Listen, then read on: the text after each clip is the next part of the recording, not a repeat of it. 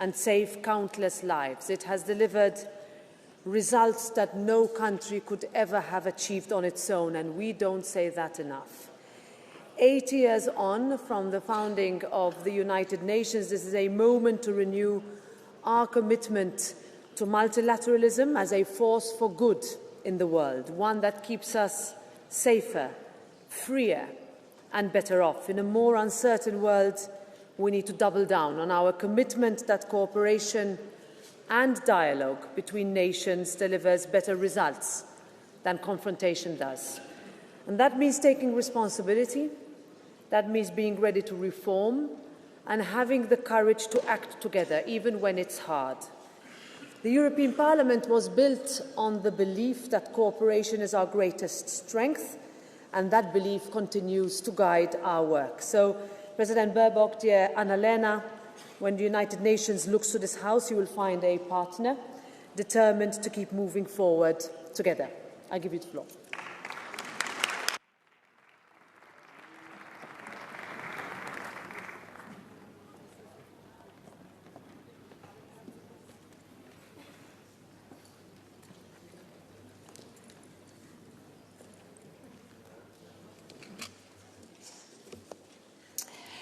Madam President Metsola, dear Roberta, esteemed members of the European Parliament, colleagues and friends.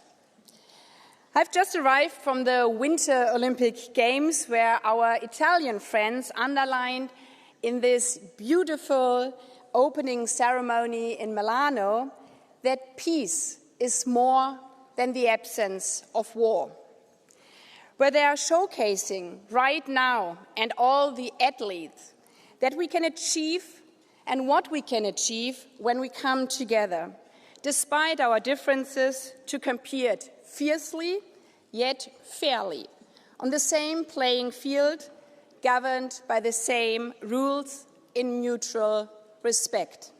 So bravo, Italia. But while I wish we were gathered to celebrate that spirit of international solidarity, the reality is that the world outside of those stadiums look very different. These are trying times. When President Metsola invited me in September at the high-level week of the UN General Assembly, the world felt already chaotic. I warned of a make-or-break moment for our multilateral system. Today, only 40 days into 2026, Venezuela, Iran, Greenland, on top of Ukraine, Gaza, Sudan, and so many crises more. The international order is not only under pressure, it is under attack. And we face a new and more troubling kind of crisis.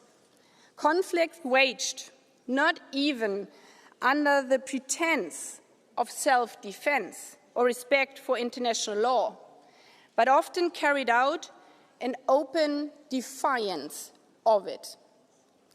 At precisely the moment when we most need cooperation, most need the United Nations, powers, even those who have a special responsibility to protect peace and security, are pulling away from it or even outright attacking it.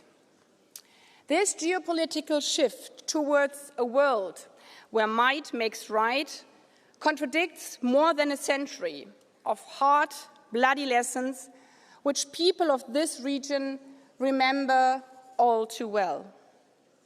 Rules and standards drawn from these experiences, which were believed to be set in stone, are now openly questioned, dismissed, or violated.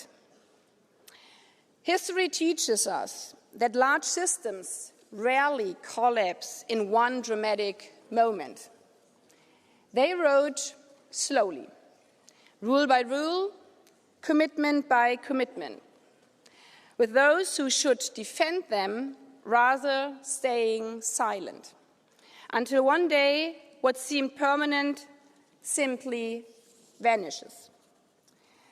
4 years ago, in February as well, I went as a European, as Germany's foreign minister, to the UN General Assembly, calling for the UN to stand up for Europe's peace. Today, I'm coming as a president of the General Assembly of the United Nations to Europe, calling for Europe to stand up for the United Nations. Because the world needs the UN. But right now, the UN and its principles, as enshrined in the Charter, needs the world too. It needs Africa, it needs the Americas, it needs Asia and the Pacific, it needs Europe, it needs you, to form a cross-regional alliance to protect and defend and champion the Charter and the international rules-based system that benefits us all, individually and collectively. First and foremost, dear colleagues, it needs us, it needs you, the EU, to defend the truth. As we are living in a world where fake news, falsities, mis- and disinformation is everywhere. We see it on social media, on TV, we hear it in parliaments, in speeches, we hear it in the General Assembly. And we have learned the hard way that it's not only an oversight due to ignorance, but a deliberate attempt to weaponize mis- and disinformation as an instrument of power politics. And we have also learned the hard way that the too often tepid response of just ignoring what we know to be wrong in order to stay diplomatic is not really a success strategy. As Nobel Prize laureate Maria Ressa put it, I quote, "Without facts, you can't have truth. Without truth, you can't have trust. Without these three, we have no shared reality, no rule of law, no democracy, and we can't begin to solve existential problems." But we also saw, as recently with Greenland, that if one stands up for the truth firmly, immediately, and collectively, it pays off. And this responsibility lies with us. Defending the truth means we cannot negotiate the facts. We cannot go along to get along in the hope that it will avoid a tariff. Defending the truth means countering hate speech and misinformation, including using the power of Europe's integrated market to support UN initiatives on digital and e-governance structures. And, speaking here as a woman, defending the truth means realizing that if 95% of online deepfakes are non-consensual pornographic images, and 99% of which target women, that these deep fakes are no coincidence, but they are deeply systematic to attack women. And this must be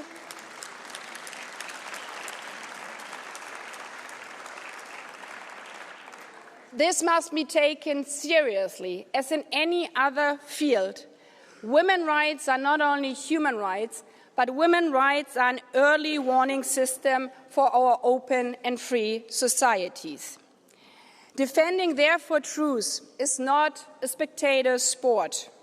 We are not bystanders who have the luxury of standing on the sidelines while injustice unfolds. Silence is a choice, but so is action.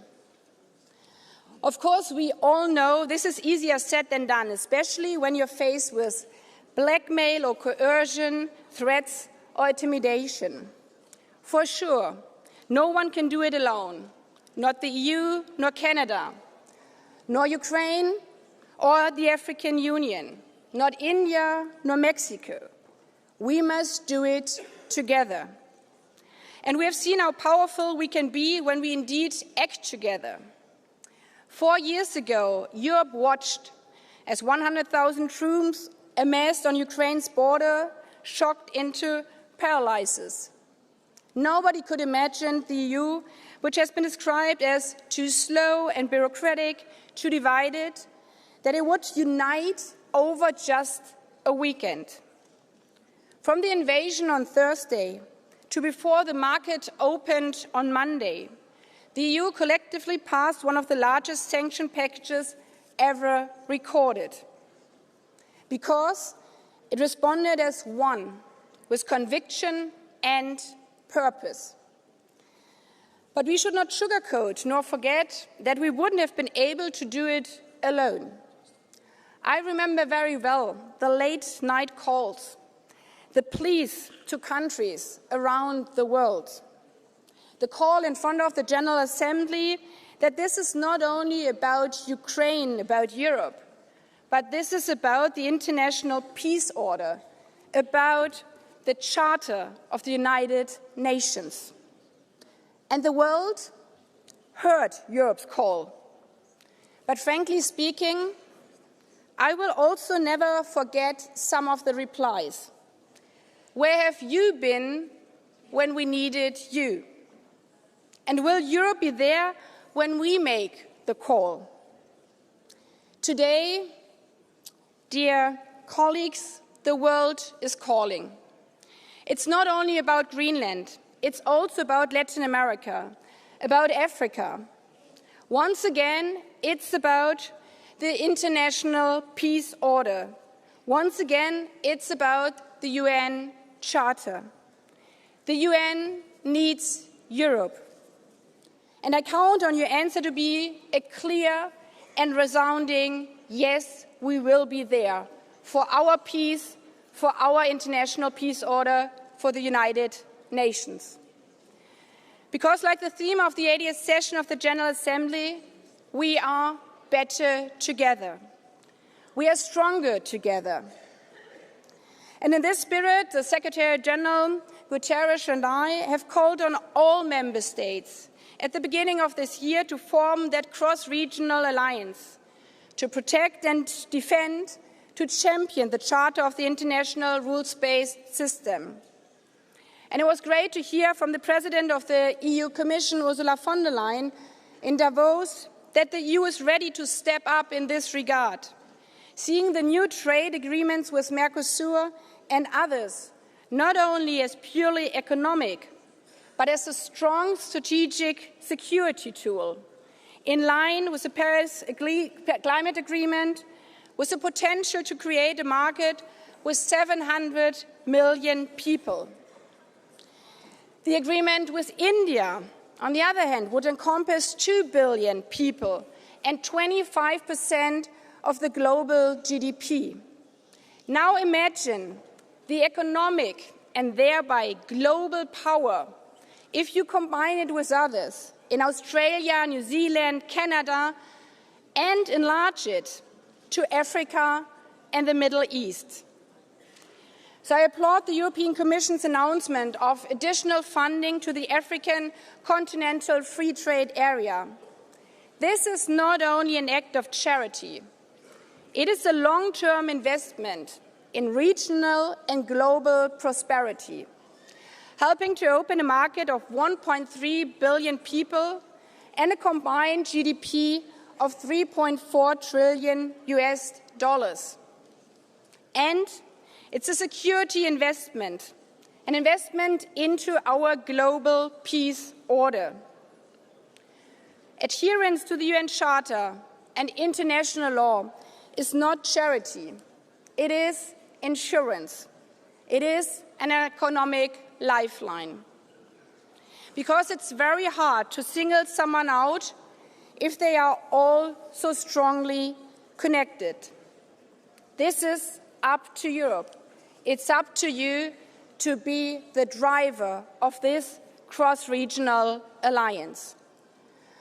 And this brings me to my final point. The UN needs Europe not only to defend its charter and its principles, but also to reform it, to make it better, to make it more effective and efficient. Clearly, the UN is not perfect. Over 80 years, there's duplication and too much bureaucracy. but no single day would the world be better off without the United Nations. And imperfection is an opportunity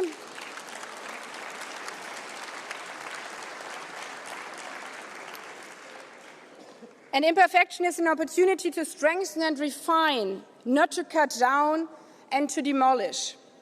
We cannot allow those who would weaponize failings or setbacks to use existing inefficiencies or duplications as justification to unravel all that we have built, nor allow exclusive clubs to hold responsibilities for world peace. So while I commend the EU and individual European missions in New York for their engagement in our so-called UN80 reform process, I encourage you, as one of the strongest contributors to the UN, especially with regard to voluntary funding, to step up further now, as I also encourage other regional groups to come up with your reform proposals, especially with regard to alignment of the work of the different UN agencies and strengthening of delivery on the ground. And also to not shy away from the overdue debates on the reform of the international financial architecture, not only important for the implementation of the Sustainable Development Goals, but to deliver on the promises to the global South. I know you don't make friends asking for money. And in German, we even have a saying, bei Geld hört die Freundschaft auf. It's kind of, when it comes to money, friendship doesn't matter anymore. Well, I know that this makes us German not more charming, but as we are living in tough times, we need tough conversations. And the reality is, the UN is dealing with an existential liquidity crisis, as some member states have been paying their cess contributions late or not at all for years. Plus, according to the financial rules, if the UN is unable to spend budgeted money, it is obliged to return unspent money to the member states, even though this money never reached the UN in the first place. So if the EU wants to preserve and strengthen the UN, then the EU should lead by example, to pay its dues on time and in full, to table proposals to overhaul this Kafkaesque financial rule of reimbursing funds never received, and to waive your return of credits until the rules are changed so as to prevent the financial collapse of the UN by July, as the Secretary General has warned. Yes, stepping up, being a first mover, isn't easy and will take courage, as we hear also from the right side. But the good thing about courage is infectious. If one stands up, others will follow.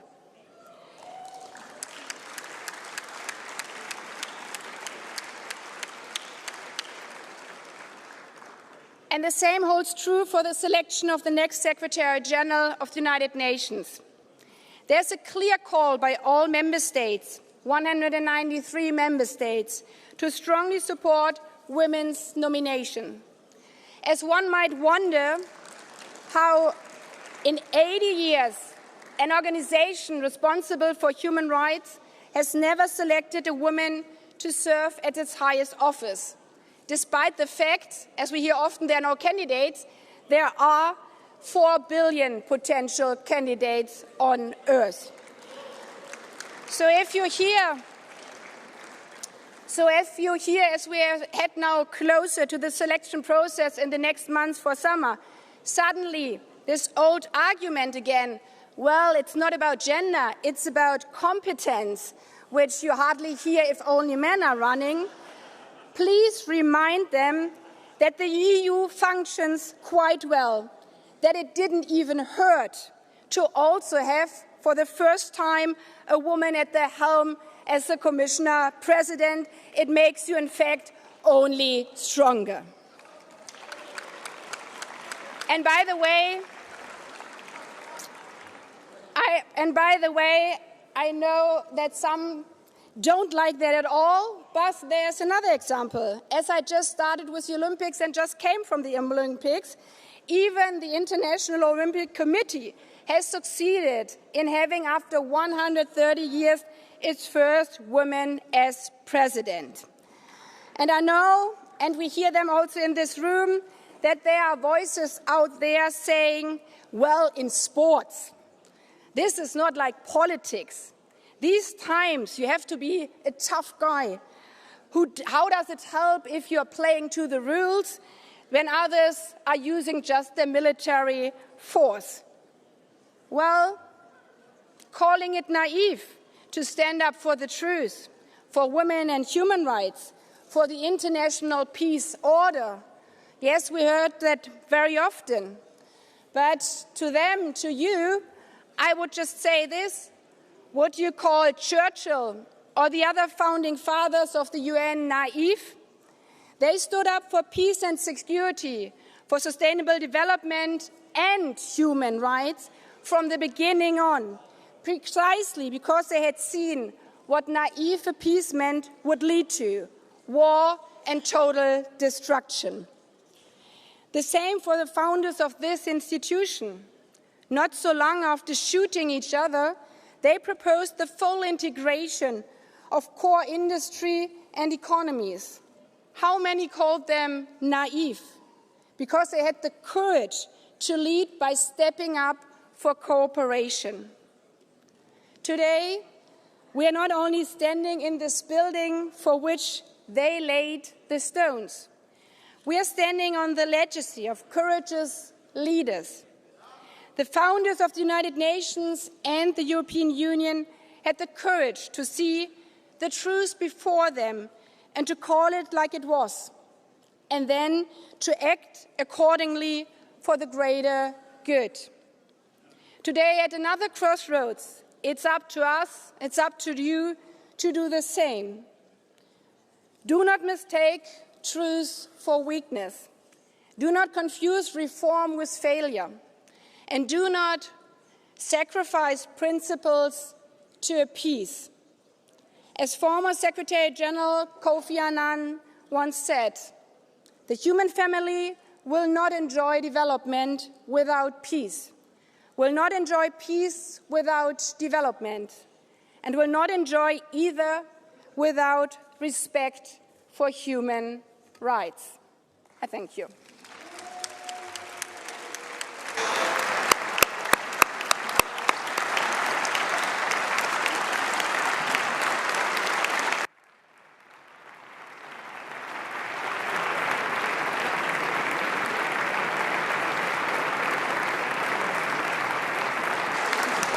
Thank you.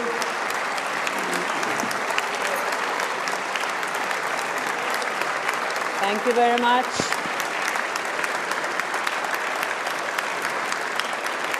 Thank you very much, dear President Baerbock. Thank you, dear colleagues. We close this part now and we go directly to the votes. Thank you.